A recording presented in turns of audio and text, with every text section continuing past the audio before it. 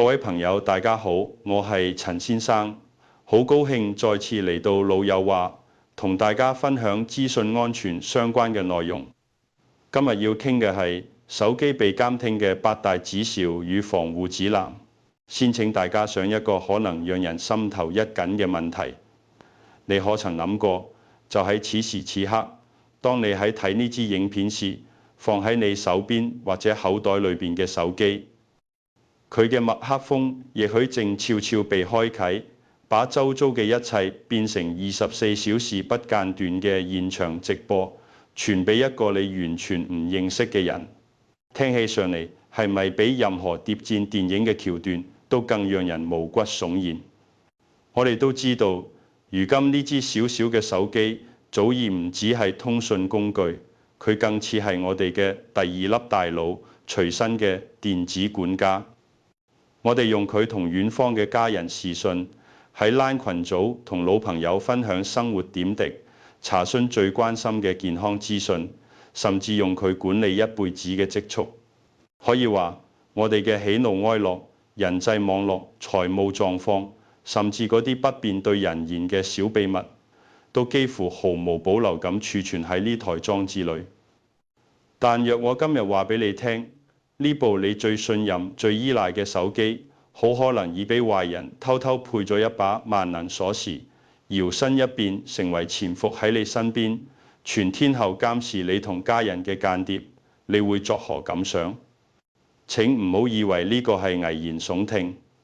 跟住落嚟，我會詳細說明，當手機被監聽時會出現邊8個指兆，尤其是前面最危險嘅幾個。一旦出現，代表情況已相當嚴重。請耐心睇完，學會如何自我檢查，先至能夠真正守護你同全家人嘅隱私與財產安全。喺揭曉呢8個指兆之前，先弄清楚一個基本問題：手機究竟係點樣被監聽嘅？別把佢諗得過於複雜，唔一定係電影裡面嗰種開住信號車喺外面竊聽嘅情節。日常生活中，絕大多數監聽都係透過所謂嘅惡意軟體、間諜軟體實現嘅。把手機諗成存放珍貴物品嘅私人保險庫，壞人就係想闖進嚟嘅小偷。正常情況下，保險庫大門緊閉，入唔嚟，咁佢哋點樣入侵？多半只有一個答案：我哋自己唔小心將門打開，甚至仲將人請入嚟。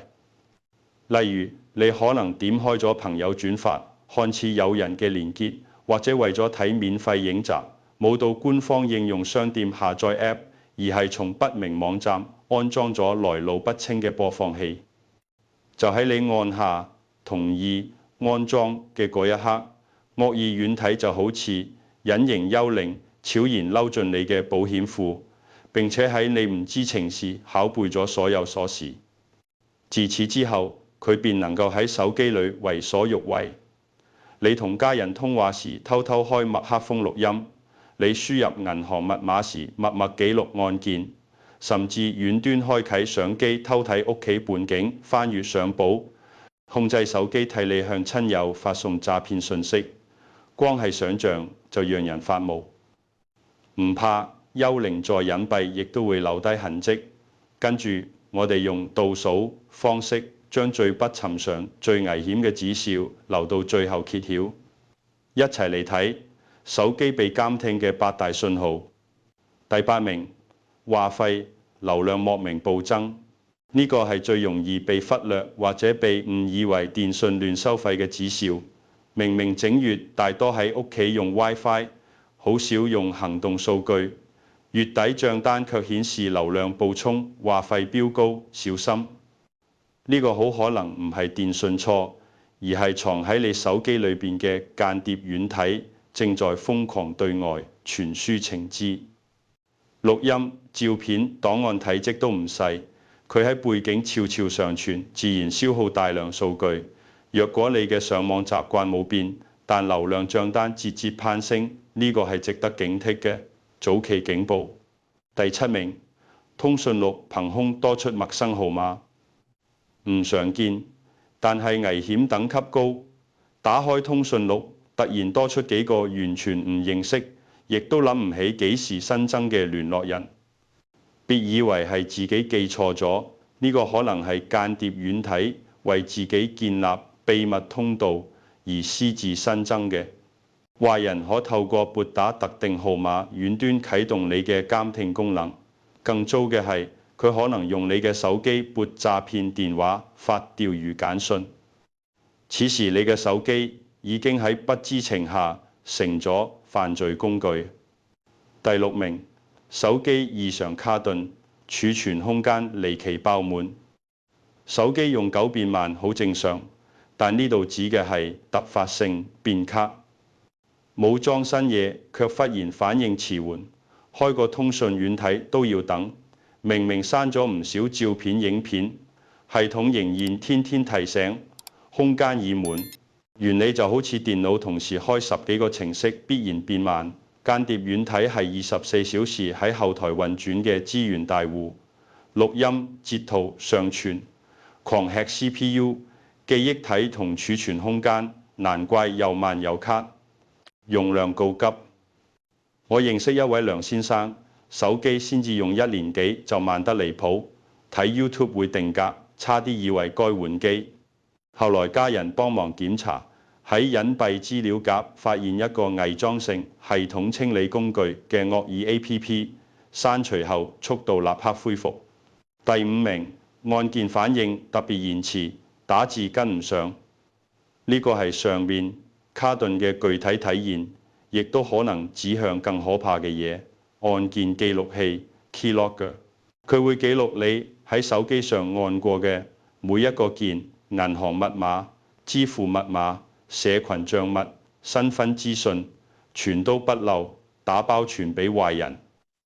因為佢需要先攔截你嘅按鍵，再轉交系統處理，於是中間多咗一道程序，你就會有明顯嘅延遲感。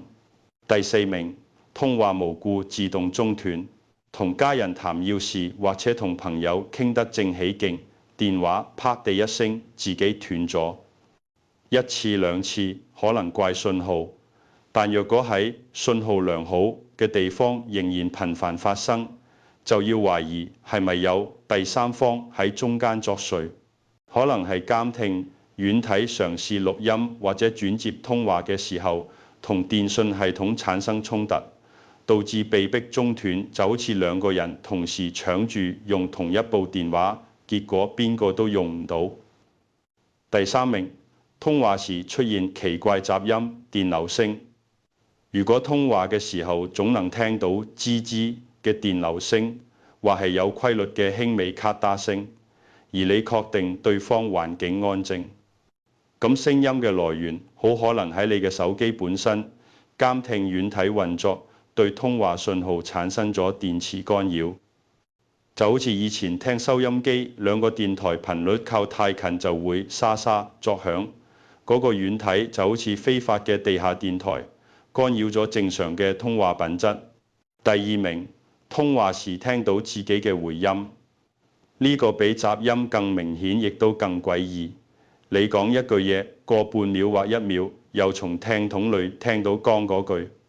偶爾發生，可能係網路延遲，但若頻繁且回音清晰，危險等級極高，你嘅麥克風極可能已被劫持。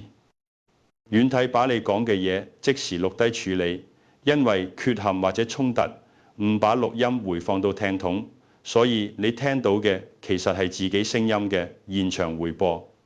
有位做生意嘅黃先生同客戶談重大案子時，總聽到回音，以為電信問題，換咗好幾個地方都一樣，最後專業檢測先至發現極隱蔽嘅商業間諜軟體。第1名，用自己嘅手機撥打自己嘅號碼，竟然能夠接通，呢個係最反常亦都最具指標性嘅鐵證。你而家就能測試用自己嘅手機撥打自己嘅門號。